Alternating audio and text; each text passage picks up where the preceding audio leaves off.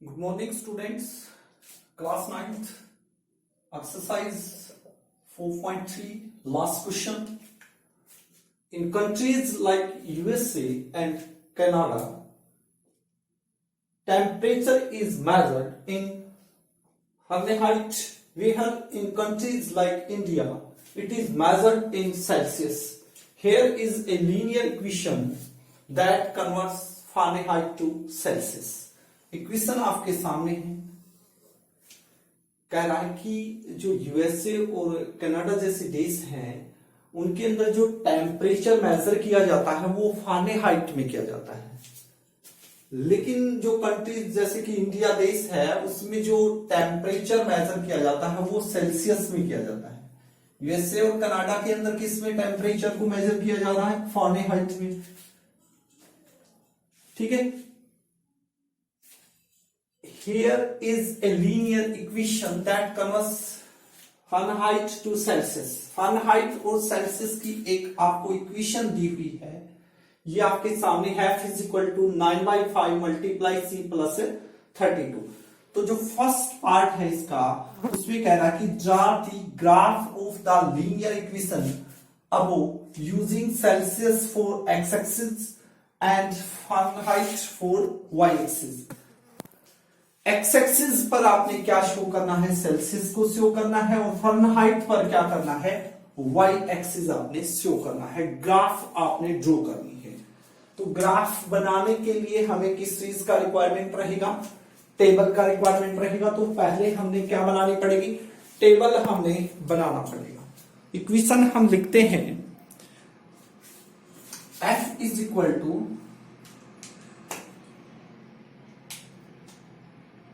F is equal to 9/5 C plus 30। Table बनाएंगे। देखिए यहां पर आपके वेरिएबल क्या दिए हुए? F और C आपके दिए हुए हैं, और वो सेल्सियस को एक्स एक्सिस पर शो कर रहा है, यानी C को वो क्या ले रहा है? एक्स एक्सिस, यानी ये एक्स एक्सिस होगा, और ये क्या? फारेनहाइट को वाई एक्सिस पर शो कर रहा है। तो अब आपने वैल्यू सोचनी है। यहां से हम क्या वैल्यू रखें? सीधा ही आपको दिख रहा है, यदि हम C की वैल्यू 0 पुट करते हैं तो फारेनहाइट की जो वैल्यू आएगी वो क्या आएगी? देखिए 9/5 C की जगह पे 0 प्लस 32, तो 9 की 0 से 0/5 0 प्लस 32, इट मींस क्या आ गया आपका? फारेनहाइट की वैल्यू आ गई 32। आप कुछ भी रख सकते हैं, आपकी इच्छा। थोड़ा सा वो ऐसा होना चाहिए जैसे कि आप मान के चलो 2 रख रहे हैं। 2 रखने से क्या होगा? देखिए 9 2 जा 18 डिवाइड बाई 5 प्लस 32, ये किस में आ रहा है? पॉइंट में। तो आपने ऐसी वैल्यू सोचनी है जो पॉइंट में ना आए। जैसे कि मैं यहां पर यदि C की वैल्यू को 5 सोच रहा हूं तो यहां मेरा 5 हो जाएगा, यानी कि यहां मैं 5 लिख दूंगा, तो 5 से 5 तो 9 और 32 मिलके क्या हो गया मेरा? 41। तो मेरे पास एक टेबल आ चुकी है। अब इस टेबल को मैंने किस पर शो करना है? ग्राफ पर मैंने इसको शो करना है। बहुत से क्वेश्चन हमारे ग्राफ के आ चुके हैं, फिर भी हम आपको समझाने की कोशिश कर रहे हैं एक बार फिर से। यहां पर नेगेटिव तो है ही, तो पॉजिटिव है, तो हम इस टाइप से ले सकते हैं। यहां पर क्या होगा? ओरिजिन होगा, ये x है और ये क्या है? y है। तो यहां पर लिख दीजिए एक्स एक्सिस को वो क्या कह रहा है? एक्स एक्सिस को सेल्सियस, तो यहां पर लिख देंगे सेल्सियस, और यहां पर क्या लिख देंगे? फारेनहाइट, जो ये लिखा हुआ है, मैंने यही बोल दिया आपको। ठीक, वाई पर फारेनहाइट। ठीक है। अब आपके माइंड में आएगा कि यदि हम जैसे 1 2 3 ऐसे लेते हैं तो आप देखेंगे फारेनहाइट की वैल्यू 32 और 41 बहुत लंबी है, तो हम क्या करें? तो हम 10 20 30 40 50 ऐसे ले सकते हैं, 60। इसी टाइप से इधर ये ग्राफ के ऊपर आपने शो करना है, ग्राफ कॉपी में, और फिर कॉपी के अंदर आपने पेस्ट कर देनी है। ये इस टाइप से हम इसको लिख सकते हैं। अब देखोगे x की वैल्यू क्या है, यानी सेल्सियस 0 और 32 को आपने प्लॉट करना है ग्राफ के ऊपर, और 5 और 41 इन दोनों को आपने ग्राफ के ऊपर क्या करना है? प्लॉट करना है, शो करना है। तो सेल्सियस की वैल्यू क्या है 0, तो यहां पर 0 है। अब y की वैल्यू क्या है आपकी, देखिए फ़ारेनहाइट की वैल्यू जो है वो 32 है। अब आप 32 कहां पर शो करेंगे, तो ग्राफ कॉपी के अंदर मैं ये देखिए बना के दिखा रहा हूं आपको, इस टाइप के स्क्वायर मिलेंगे आपको, ठीक है। छोटे छोटे कितने मिलेंगे, वो 1 2 3 ऐसे काउंट करोगे तो आपको कितने होंगे, 10 होंगे।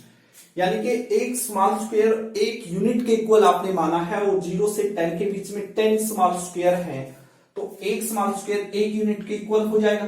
तो देखिए 30 तो कंप्लीट हो गया हमारा। उससे आगे स्मॉल स्क्वायर आपने लेने हैं, कितने लेने हैं, 2 लेने हैं। जैसे इस टाइप से यहां पर मेरा 2 आ जाएगा, तो ये मेरा पॉइंट आ गया। आप नेम लिख सकते हो ए, इसकी वैल्यू हम लिख सकते हैं क्या है, ये 0 और 32 है, तो ये पॉइंट हमारा आ गया है। अब इसी टाइप से सेल्सियस की वैल्यू है 5, तो 5 कहां जाएगा मेरा। अब इसी टाइप से इधर भी क्या होंगे, स्मॉल स्क्वायर होंगे 10, तो एक 0 और 10 के बीच में एक स्मॉल स्क्वायर है, एक बिग स्क्वायर है पूरा, इस टाइप से बिग होगा ये। और उसके अंदर स्मॉल स्क्वायर कितने होंगे, 10 होंगे। ग्राफ कॉपी में आप देखोगे तो 5 के लिए क्या होगा, 5 स्मॉल स्क्वायर होंगे, तो ठीक इनके मिड में आ जाएगी। तो हमारा जो पॉइंट आएगा एक तो ये आया है, सेल्सियस की वैल्यू 5 ये है, और फ़ारेनहाइट की 41। अब 40 एरिया एक स्मॉल स्क्वायर आगे, तो हमारा जो पॉइंट है वो यहां पर आ जाएगा। तो ये आ गया अपना बी, 5 और 41।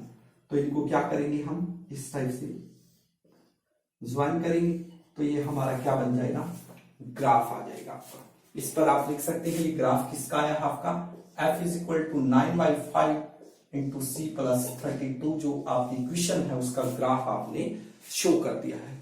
तो इस टाइप से आपने क्वेश्चन को सोल्व करना है। नेक्स्ट क्वेश्चन की ओर बढ़ते हैं, जो इसी का पार्ट है, सेकंड पार्ट। मैं इसको रफ कर रहा हूं, तो आपने यदि स्क्रीनशॉट लेना है तो आप ले सकते हैं। सेकंड पार्ट की ओर बढ़ते हैं।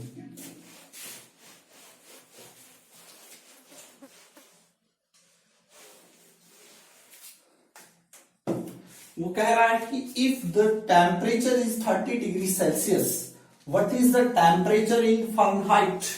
फ़ारेनहाइट में टेम्परेचर आपने बताना है, सेल्सियस में गिवन है।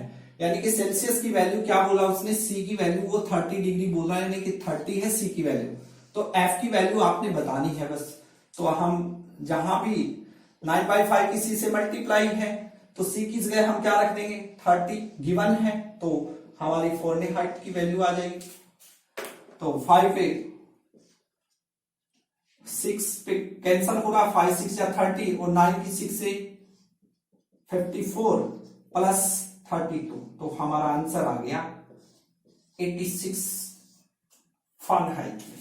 एफ की वैल्यू आज की आपकी 86 फ़ारेनहाइट, ठीक है। इसी टाइप से नेक्स्ट में वो फ़ारेनहाइट की वैल्यू बोल रहा है, तो आपको सेल्सियस की वैल्यू बतानी है। देखिए इफ द टेम्परेचर, ये आपका सेकंड पार्ट था।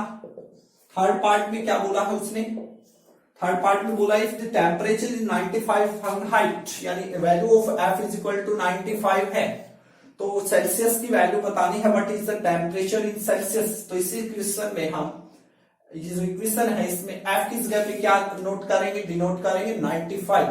तो 95 is equal to 9/5 multiply C plus 32, plus 32 left से राइट से लेफ्ट साइड को लेके आएंगे, तो किस चीज का होगा मेरा, माइनस का हो, इज इक्वल टू क्या हो गया 9/5 मल्टीप्लाई सी। सब्ट्रैक्ट करूंगा तो मेरा आएगा 5 3 और 9 3 6, 63 आएगा। और 9/5 की यहां सी से मल्टीप्लाई है, तो 9/5 इधर आके क्या हो जाएगा 5/9 इज इक्वल टू सी। तो मेरा सेल्सियस में वैल्यू आ जाएगी, यानी वैल्यू ऑफ सी मेरी आ जाएगी 9 7 या 63, और 7 की 5 से 35, तो 35 डिग्री किसकी वैल्यू आ चुकी है मेरी, सेल्सियस की वैल्यू आ चुकी है मेरी ये, ठीक है। ये आपका सेकंड पार्ट था, ये आपका थर्ड पार्ट है। ये सेकंड पार्ट है, ये थर्ड है। फर्स्ट जो था ग्राफ का था, जो मैंने आपको स्टार्टिंग में करवाया था। फोर्थ पार्ट यहां पर लिखा हुआ है मैंने, टाइम वेस्ट ना हो आपका, लंबी वीडियो ना बने इसलिए। थर्ड पार्ट की ओर बढ़ते हैं।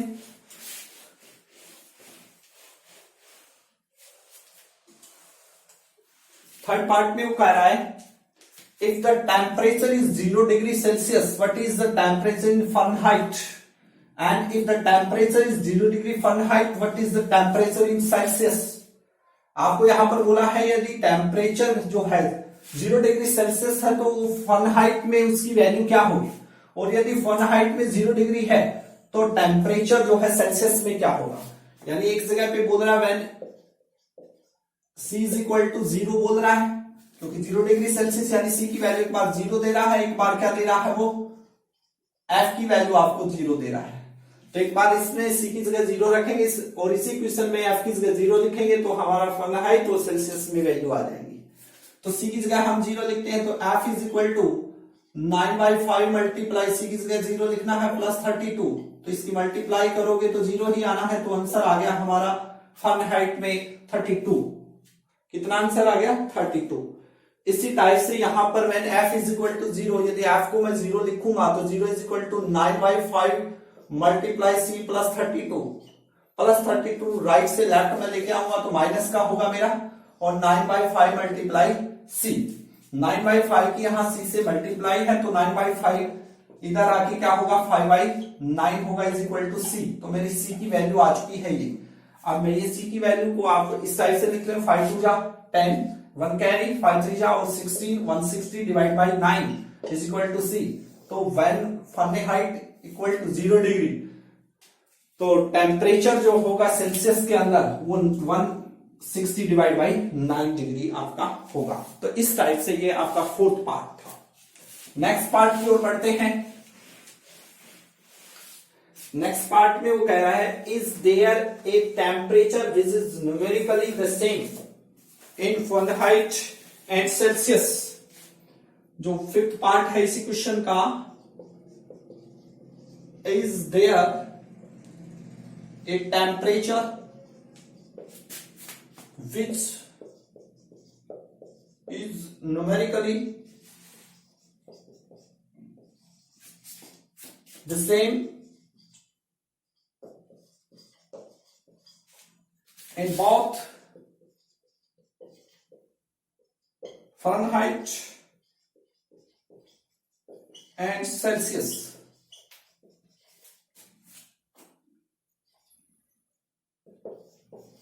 If yes, find it. वो कह रहा है क्या कोई ऐसा टेम्परेचर है जो फahrenheit और सेल्सियस दोनों में सेम हो, यानी कि F की वैल्यू रखें, जो वैल्यू आप F की रख रहे हैं वही वैल्यू क्या आनी चाहिए C की वैल्यू आनी चाहिए, दोनों की वैल्यू क्या आनी चाहिए सेम आनी चाहिए, यानी F इज इक्वल टू क्या होना चाहिए मेरा C आना चाहिए। तो कब होगा दोनों में पुट करके देख लेते हैं। इक्वेशन क्या है आपकी F is equal to 9/5 into C plus 32। तो F C के इक्वल आना चाहिए या C F के, तो एक जगह पे जहां F है वहां C रख सकते हो यहां, या C की जगह पे आप F रख सकते हैं आपकी इच्छा। तो मैं रख रहा हूं F is equal to C, तो मैं C की जगह पे F रख रहा हूं प्लस में 32। तो F इज इक्वल टू 9/5 के F से मल्टीप्लाई 9/F होगा प्लस 32, 9/5 F राइट से लेफ्ट साइड आएगा तो क्या हो जाएगा, किस चीज का हो जाएगा, ये इधर प्लस का है तो इधर आके माइनस का होगा। तो F minus 9/5 F is equal to क्या होगा 32। F की डिवाइड में 1 डाल दीजिए, एलसीएम ले सकते हैं 5 एलसीएम, 1 पे 5 की F से 5F माइनस 5 से 5 cancel 9F is equal to 32। 5F minus 9F, तो माइनस का क्या बचा मेरा 4F डिवाइड में 5 is equal to 32 divide by 1, cross multiply करते हैं तो minus 4F is equal to क्या आ गया 5 की से मल्टीप्लाई करोगे 5 2 10 और 160, माइनस 4 की F से क्या है मल्टीप्लाई है तो F इज इक्वल टू क्या होगा 160। तो माइनस का जो 4 है यहां मल्टीप्लाई में, तो इधर आके माइनस 4 किस में जाएगा डिवाइड में, तो हमारे फahrenheit की वैल्यू आ गई माइनस 40 डिग्री।